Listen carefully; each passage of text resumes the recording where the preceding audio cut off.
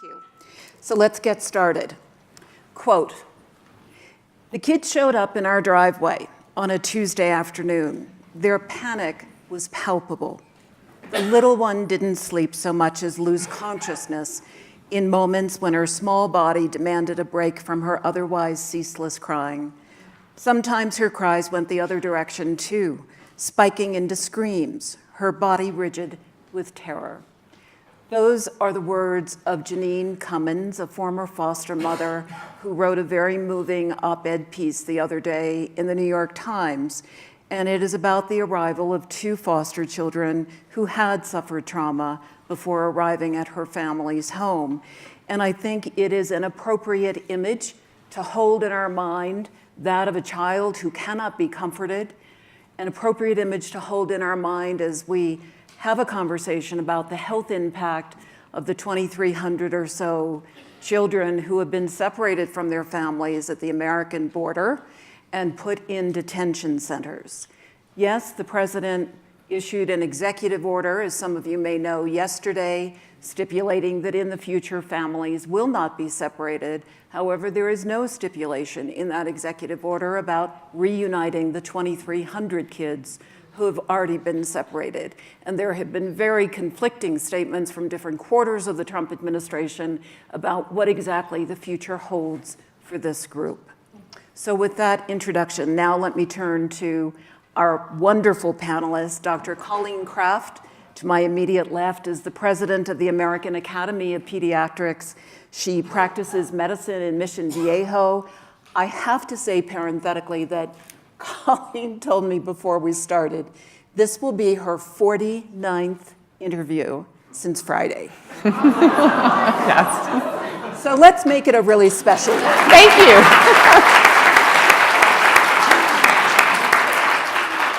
And Ann Thomas is the president and CEO of the Children's Place, which is in Kansas City.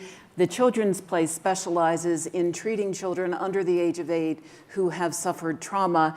And Ann, this is the first of, I think, 3 or 4 interviews you will be doing over the next couple of days. So welcome to you both.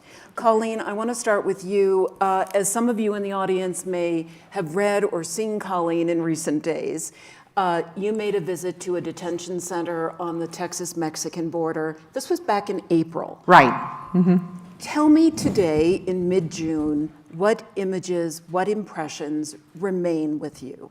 Sure. So I was asked to come and see what was going on at the border by some of my pediatric colleagues who were saying that kids are being separated from families and we're really worried about these kids. And so I was able to visit one of the tender care shelters that was run by the Office of Refugee Resettlement back in April. And we went in there and said hello to the staff and heard that they do in fact have some social work and some medical folks who come and work with the kids. And then we went into the toddler room. And you've all seen toddlers. When toddlers get together, they're running around, they're rambunctious, they're falling down, they're throwing things, they're very active. This room was eerily silent. There were about 15 children in there. And most of the kids were sitting down or looking and maybe quietly playing with a toy. And there was one little girl who was taking up all the attention in the room, and she was not quite 2 years old. And she was just sobbing and wailing and beating her little fists on the mat and inconsolable. And next to her was one of the staff workers. And I have to tell you, these folks looked to be very kind to these children. And she was trying to give this child a toy or give her a book or do something to distract her because she wasn't allowed to pick her up and hold her and wasn't allowed to actually put hands on her and comfort her and soothe her. And the look of helplessness on her face matched the look of horror and terror on the faces of these little toddlers. And for those of us in the room who saw this and saw just how abnormal this was, we could feel the trauma that was going on there. And we knew that these kids needed their parents. And this little girl would stop crying if her mother was there, but we couldn't bring her mother to her. And that just gives you such a feeling of helplessness with these little guys. Do we know why the staff could not touch the children? I don't know why the policy exists that they're not allowed to pick them up and hold them. Now, they can change their diapers, they can give them food, they can give them toys, but they're not allowed to actually pick up a child and comfort them. And when you've got very, very young children, children who are really pre-verbal, that's a tough thing. And when you hear this story and you work with children of trauma for many years now, what sets off your alarm bells? Oh, there's so many items right there that are just really hard to hear. The situation first, but right away I see opportunities for ways we could be mitigating what's happening. And the ability that the staff comes with a caring heart and still not being able to reach out and do what is natural in caring for a child is to touch or to soothe, to be able to create that relationship that will make a difference. That's even harder to hear at times. Who are the children who are most susceptible to long-term damage? Because I think that's really the central question here. What happens to a child's mind and body when they're put in this situation? So it's important to understand the physiology of stress and stress hormones and what that does to the developing brain. So little guys, 0 to 3-year-olds, their brains are developing rapidly. And you can see their skills develop day to day. You can see new words, you can see new actions. And that represents a normal brain building the right architecture. What we know about young children is that this brain needs to be developed deliberately. If it's not, then we have long-term consequences for this. So for the youngest children, having that separation induces their stress hormones to come at a high level and not be buffered by a loving and caring parent, somebody who can help them work through some of the stress hormones in their system. So these kids have fight or flight all the time. They're on red alert. And the younger they are, the more likely they are to develop long-term damage because of this. And we see this in kids. We see this disrupting their brain architecture. They don't develop speech. They don't develop the social emotional bonds that need to be there.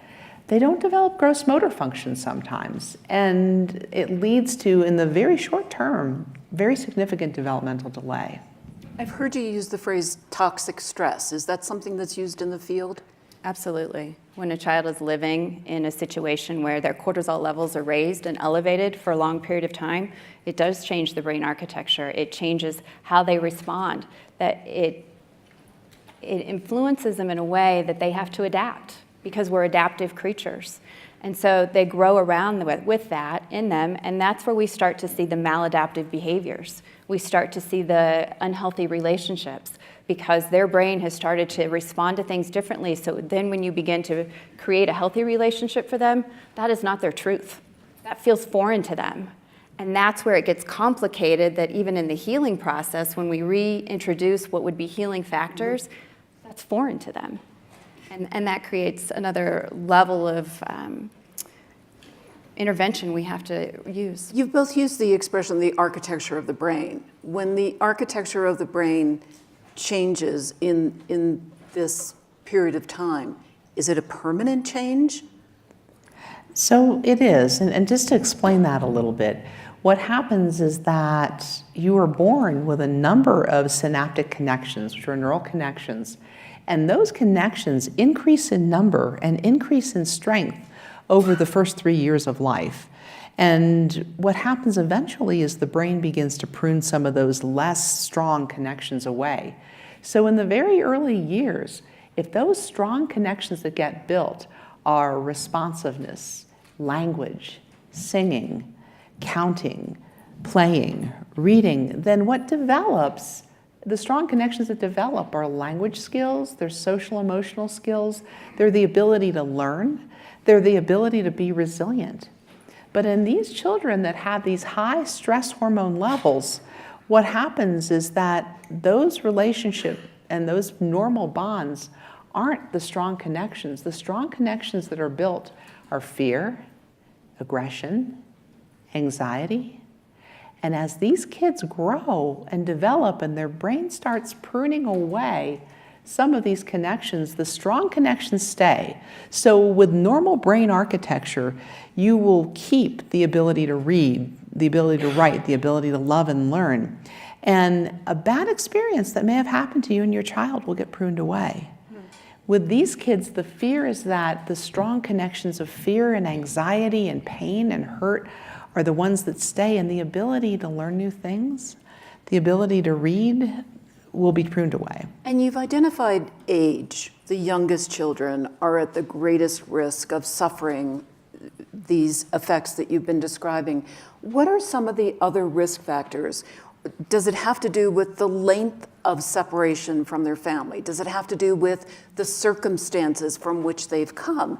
They've all come to the border under arduous circumstances. So what are the risk factors you look at, Anne?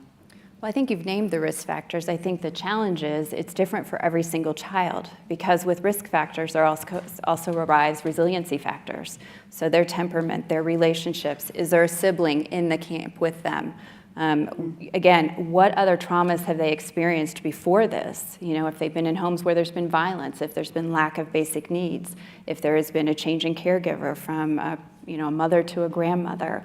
All of those things are risks that normally children can move through. Natural stresses are okay. Harder stresses we still can move through. But when you compound those, we end up with, and then a large stress like this, where you remove the primary caregiver, we're looking at children that could have complex trauma.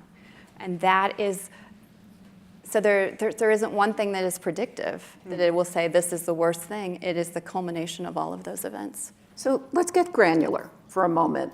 Just before coming over here, I was reading the news, as I always do because I'm obsessed. There was a story in the New York Times that an immigrant from, an undocumented worker from Guatemala, a woman who had crossed the border and was separated from her son 1 month ago, will be reunited with her son. He's a 7-year-old. Who will be the child she's getting back, and how will he be different from the child she knew a month ago? Sure. He will look like her son, but he may not respond the same way. In those times, he's experienced fear. He's been in an unknown situation and had to adapt. And it's not uncommon for young children at this age, clearly have no understanding. This is a grown-up situation that we're struggling to understand, put over a young brain. That's a mismatch right there. So a child is not going to understand what just happened.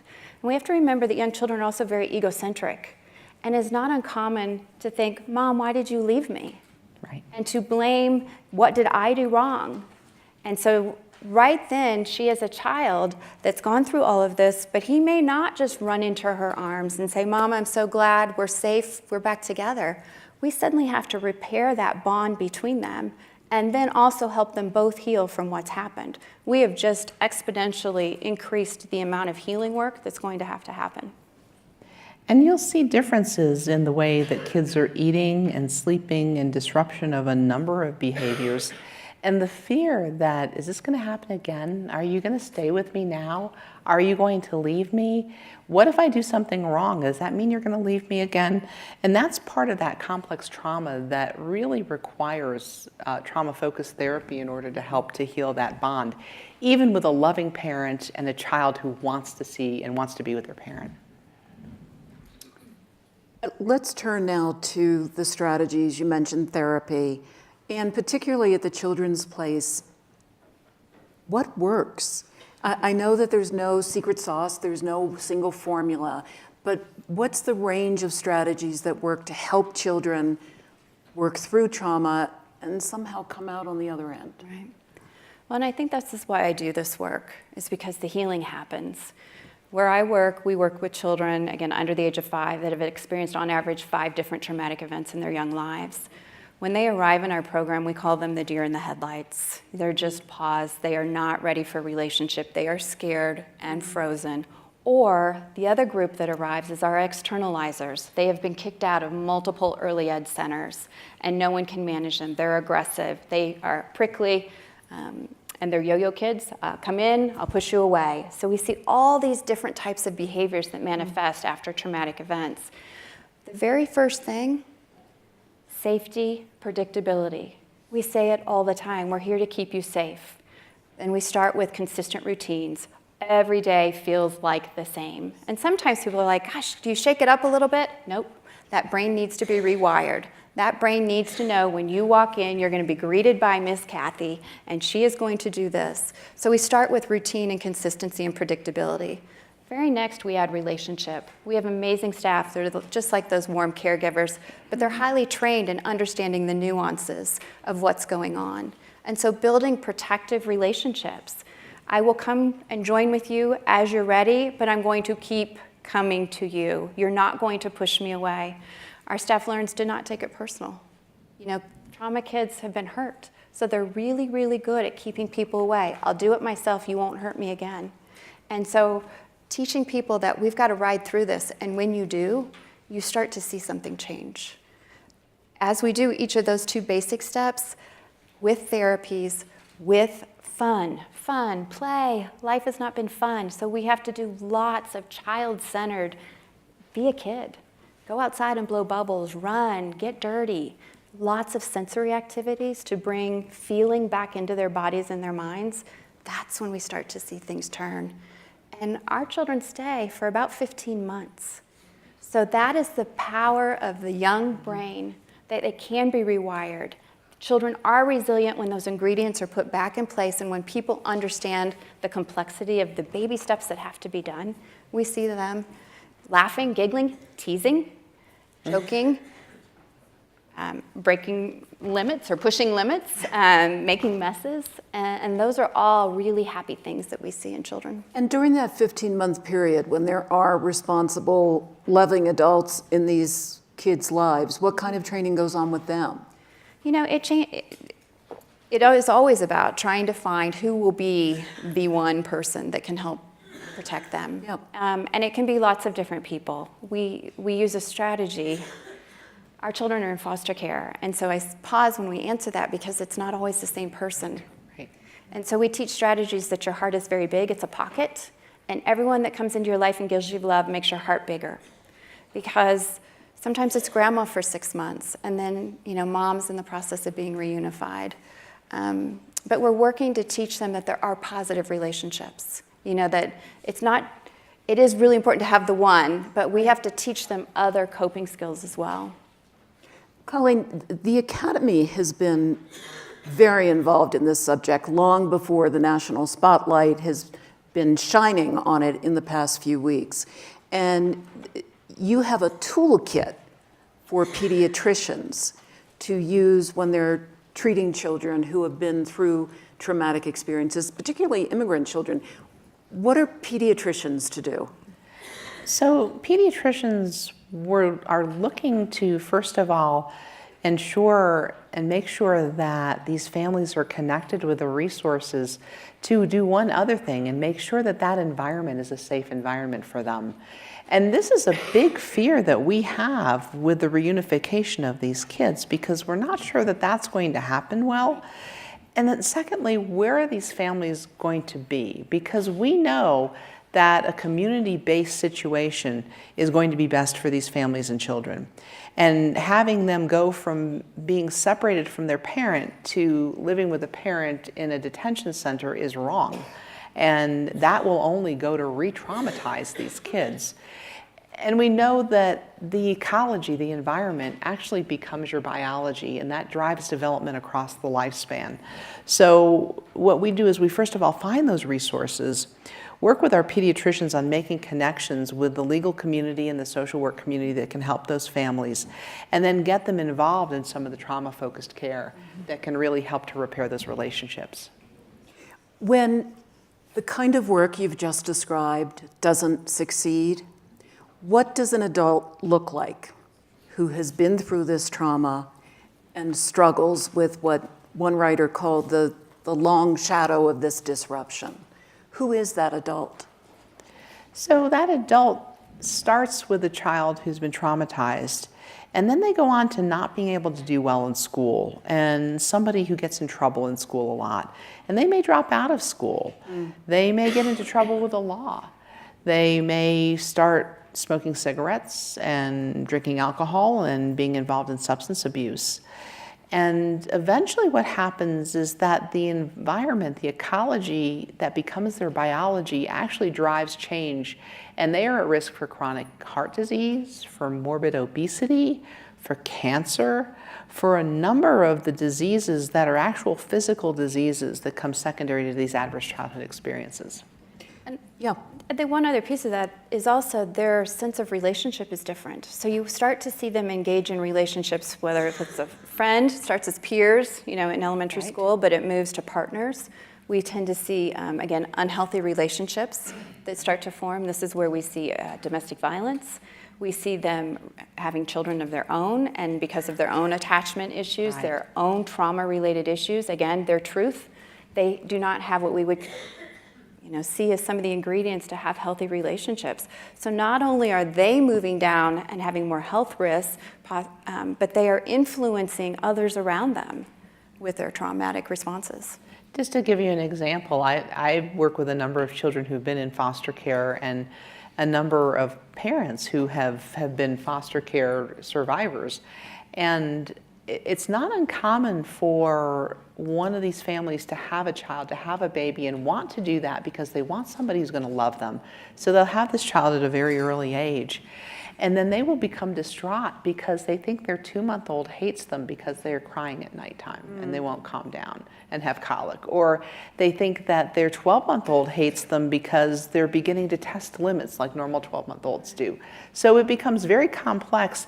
Not only are the behaviors part of what goes on, but we know that this trauma inflicts changes around their DNA in something that's called epigenetics, which makes a difference in what types of proteins are being made and how much.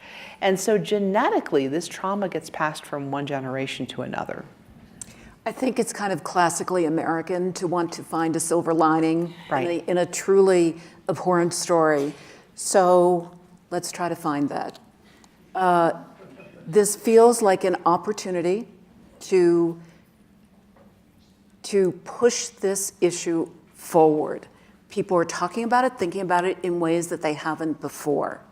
So if this is an inflection point, what changes would you like to see in how people think about childhood trauma and what they do about it?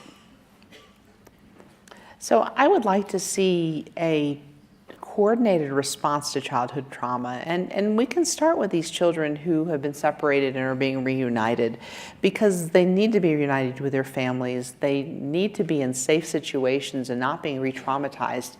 And there needs to be increased availability of trauma-focused care for these kids. But as you start talking about these kids, how about those kids whose parents are opioid abusers? Mm-hmm. How about those parents who have been traumatized themselves? The idea of trauma-focused therapy is actually something that we could apply to a number of our parent-child dyads in this country, and to make this aware and to make this available to people who need it is going to be important. Anne? Well, I do see this as an opportunity. We're having a conversation about early childhood mental health. Right. This is what all of us should be talking about. And what I've found, and what continues to surprise me, is that people don't understand that there are things we do. And I think, again, we're biologically programmed to do them. So if we all stay online and it kind of works, we don't appreciate the nuances and the sophistication of things that are happening. But when it's not there, we teach these things.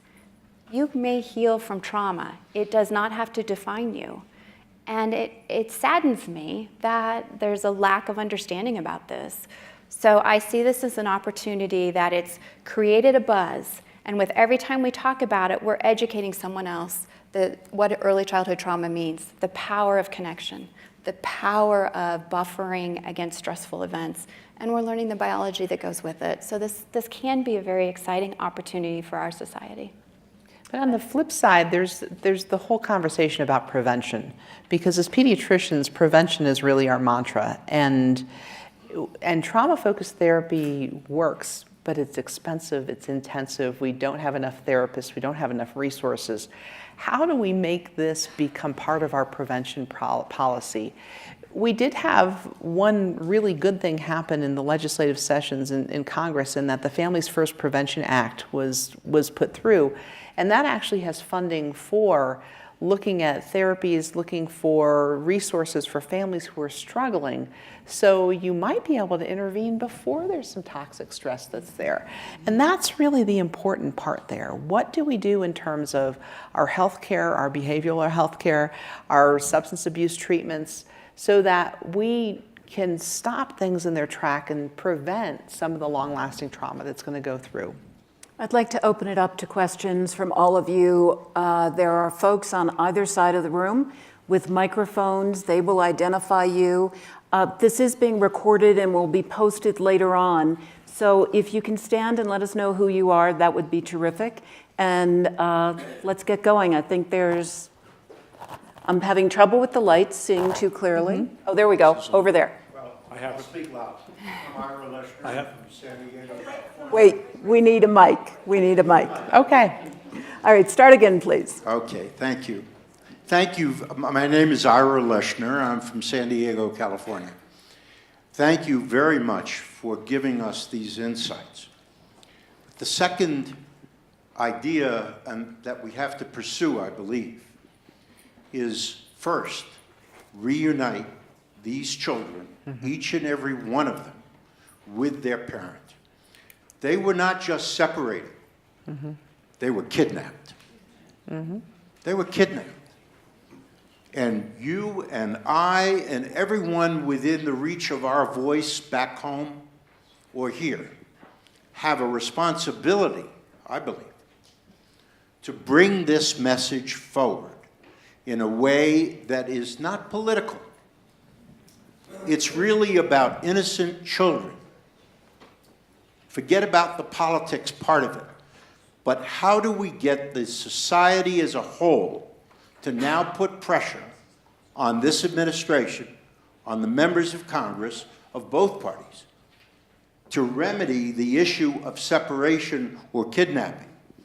And it would seem to me that the first thing that we have to do is bring it to the fore in the churches and the synagogues and any other organization that we belong to, whether it be the PTA, whether it be the Sunday church, whether it be the Saturday synagogue. We have a responsibility to stand up and to raise this issue and to ask all others to join with us in expressing our dislike, our detest, and our intent to make sure that every single child is united with their mother, with their father, if possible, wherever that may be, and then move to the next steps that have to be the United States' responsibility to remedy this terrible, terrible wrong. Our nation is in crisis. This is not just an event. Our nation is in crisis, and unless we speak up, we will fail. Thank you. Thank you very much. Colleen, let me ask you, let us presume for a moment that all of these children will be reunited with family. What happens in the immediate moment after that? What should happen? In the immediate moment after that, that family should be placed in a community-based setting. We advocate that they not go back to these detention centers, that this is wrong and this is re-traumatizing for these children. So get our kids together back with their families and get them to stay in an environment that's going to be helpful. Our legal system in different communities throughout the United States can work with these families and make sure they come to court and make sure that they show up and are part on their day that's due when they're looking at their asylum status. But let's do this in a place that's healthy for these children. Question over here. Mike Bezos with the Bezos Family Foundation. And in our foundation, the early learning, the first 5 years are critical. And everything that you guys have said, it's right on the spot. I want to perhaps be a little more optimistic at this point and pick up from the point that there is the executive order in place. The next step is reuniting the children that are separated from their parents, reuniting them. So that part of it, I think that is going to be moving forward. I think that what you mentioned in terms of reuniting the parents and the children is critical.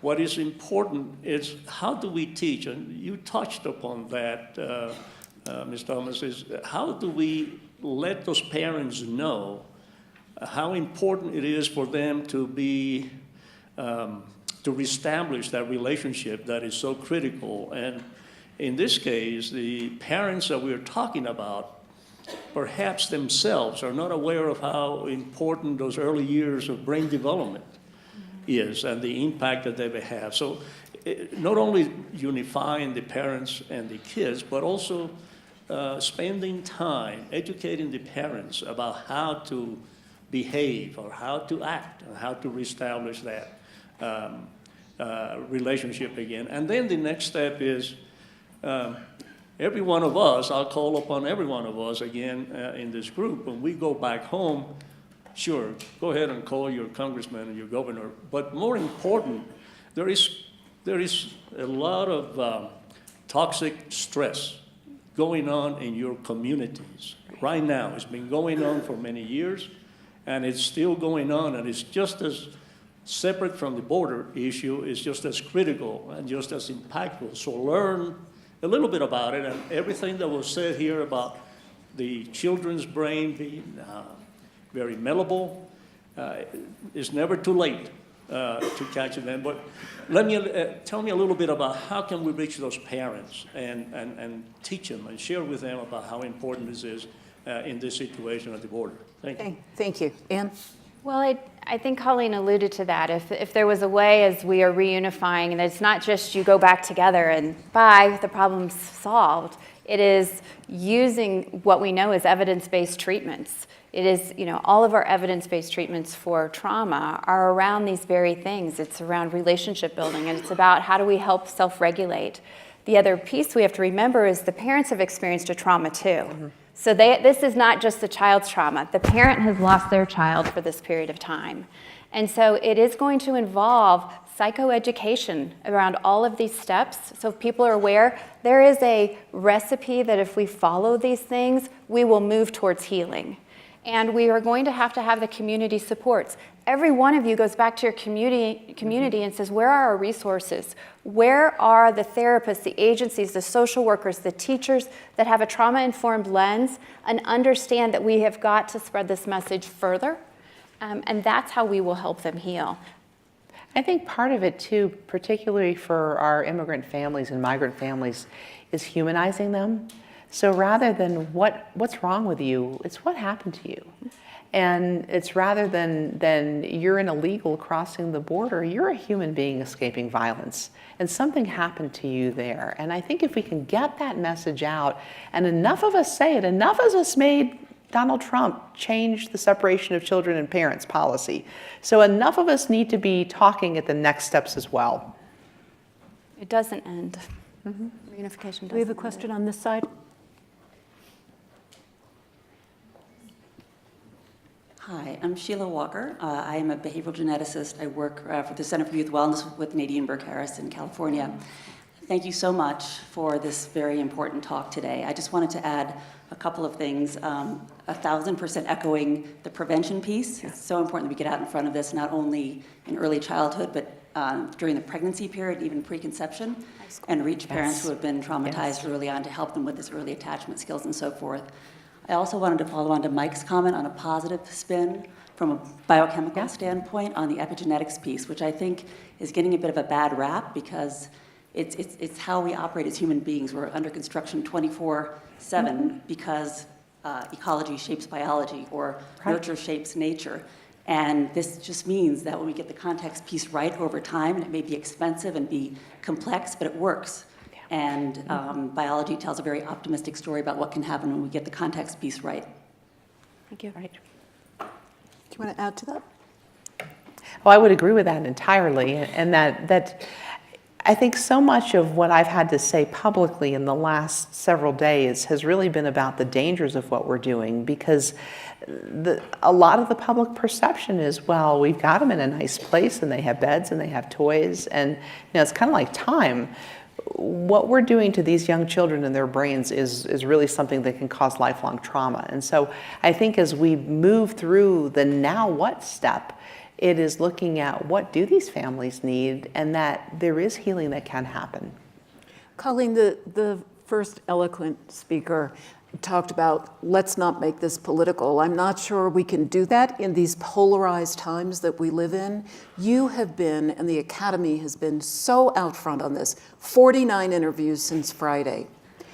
Have you been heard, or has there been pushback from certain quarters to what you're saying? So by and large, we have been heard, and by and large, we've had a very positive response to what we've had to say. There has been rhetoric on both sides, quite honestly. So, the very right wing we have laws and again, mischaracterizing these people fleeing violence as all kinds of things that I don't want to repeat.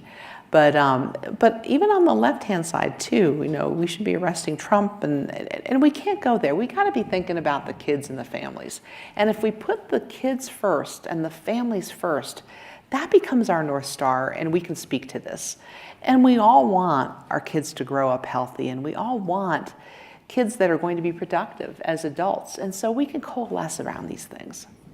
Question over here.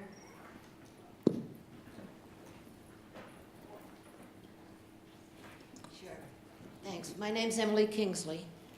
And I'm Hi, Emily. Hi. I'll be seeing you later. I'm from New York.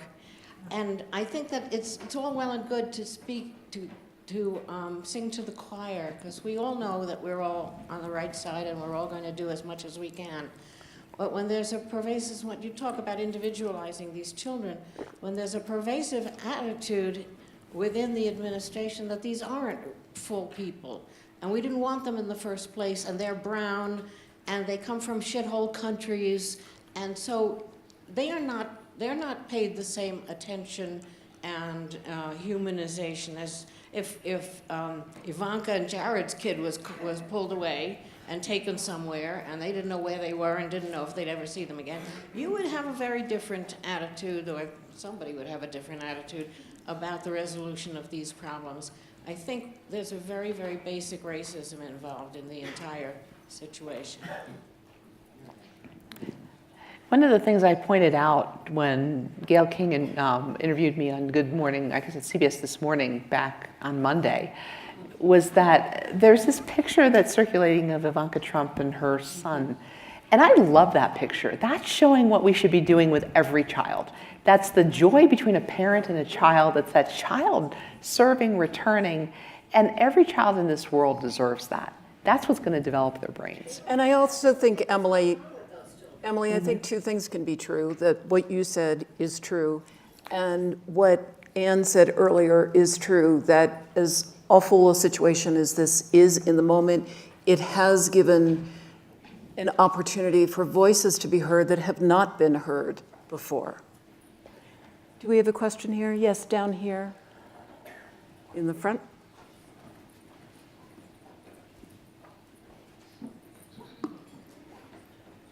Hi, Michael Stubbs from Los Angeles. Thank you again. This has been incredible. I'm sitting here puzzled because I know what we need to do for these people, but we don't do it for our own people.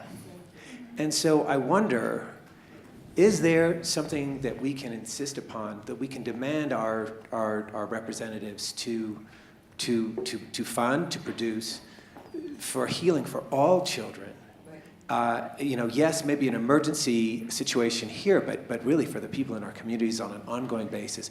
Is there a bullet list of things that we should just say to our elected officials? This is what we insist on for all children. And you probably think about that pretty often, running a nonprofit in Kansas City. What's on your list? A lot of thoughts just went through my head. If it was as simple as a list, it would have been done. And so that's the naysayer in me.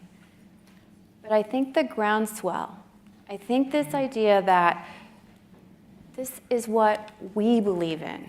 This is the value of who we are. And each person that hears this has to make a decision. Is this important enough to me that I will be a voice for someone else? I will talk to a teacher. I will talk to a high school student. Our words have power when we bring them together. And that is what I think is going to create the connections that will make this stronger. I almost think that will move things over time more than an executive order, because people will resist to resist. I would say as well that beyond our government, let's look at the people who matter. So let's look at our communities and our business community as well too, because our business community knows that if they don't build the next generation, they're not going to have those kids to become the people who work for them and the people who are going to be productive and make their companies productive. And so there's an argument to be made for every one of us in society to put the resources into both the prevention and the intervention. We have well, there's another question down here. Yeah.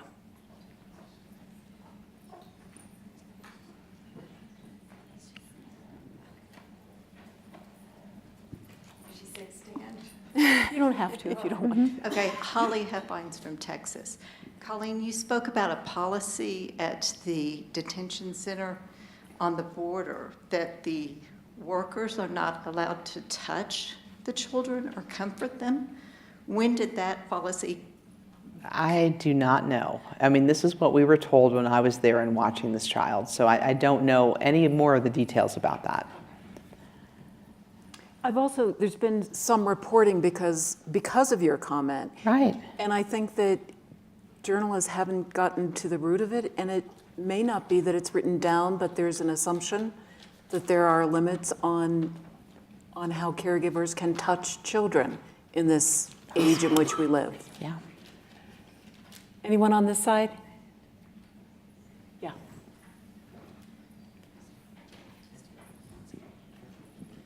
Hi, I'm Nick Nguyen. I'm a family doctor at Beth Israel in Boston. First of all, thank you so much for this. It's really insightful.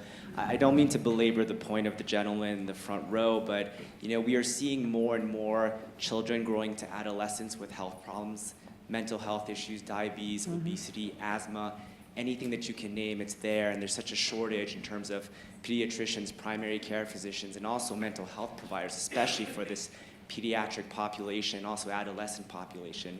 If we know, or if we make the assumption that a lot of this is starting so early on, not just with this atrocious event, but in other scenarios of separation, like substance use disorder and lower socioeconomic status, do you think that there's anything specific that we can do? I mean, I understand the connection of voices and community, and that's all very well and good, but I think we do need something specific so that later on down the line, 10, 20 years from now, we're not at a shortage of primary care physicians, pediatricians, and mental health providers. So I think as a doctor, the strategies that I've used have been really connecting very closely with some of those community resources. Let me give you a real specific example. In practices that I've been in, we will co-locate with a local home visiting organization. Because if you really want to get down to it, much of building that child's health has to do with that mother-child bond in the very beginning. And some of our mothers are depressed, and some of them have been through trauma themselves, and they don't have the equipment to do that. So how do we have somebody from a home visiting organization co-locate in our practice, help us out when that parent screens positive for maternal depression, and then immediately become the eyes and ears of how we care for that child through how we care for that maternal-child dyad. So those are the sorts of things that you on the ground can do. Meet those people who work with these families and start with one. Start with one organization that you're going to co-locate, that you're going to work together with to improve the health of your population. Anne? The cost of training providers, the cost of giving money to hire another therapist is much less than what the long-term cost overall for a child who's been abused or hurt throughout their lifespan. So it is good economics to invest early in these young children. I do think it's this interfacing, the embeddedness of co-locating where families meet are with mental health folks is really powerful. There's a stigma associated with mental illness. And we've got to change that it's not about illness, it's about health. You bring your child to get shots. You bring your child when they're not feeling well. Well, how do we teach families that they bring their child when they're pretty anxious or they're really depressed? Do families know that? I believe we need to start early on. I think high school is an amazing time to start teaching, that age child what it means to notice these things. Mm-hmm. Again, it's changing this culture that this just becomes part of our vernacular. One more question. I think do we have anybody? Down here? Oh, a gentleman up there. Oh, sorry. Sorry. Thank you for a very stimulating talk. I'm Anthony from East Africa, Kenya. I want to move from the issue of separation because I believe separating children from parents should be a no-no and it should never happen. But maybe my question is looking at the other side, where there is separation because of either a maternal death or because the major problem happens with the mother.